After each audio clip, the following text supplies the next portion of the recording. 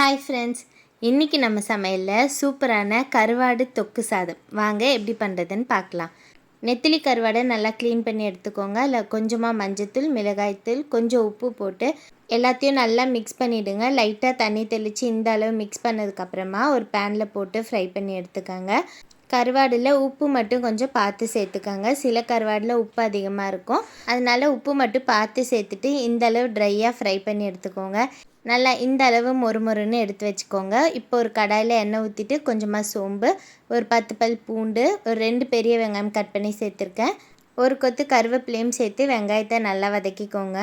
சின்ன தக்காளியை பொடியாக கட் பண்ணி அது கூட சேர்த்து நல்லா வதக்கிடுங்க. இந்தளவு தொக்கு மாதிரி வந்ததுக்கப்புறம் வீட்டு மிளகாய்த்தூள், மஞ்சத்தூள், உப்பு சேர்த்துட்டு நல்லா வதக்கிடுங்க.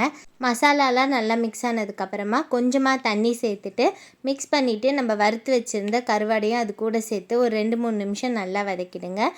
இப்போ உதிரி உதிரியாக வடித்து வச்சுருந்த சாதம் போட்டு மிக்ஸ் பண்ணி எடுத்திங்கன்னா சூப்பரான கருவாடு தொக்கு சாதம் ரெடி. கண்டிப்பாக எல்லாருமே ட்ரை பண்ணி பாருங்கள். நடுவில் அந்த மொறு கருவாடோடு சாப்பிடும்போது இன்னுமே சூப்பராக இருந்தது.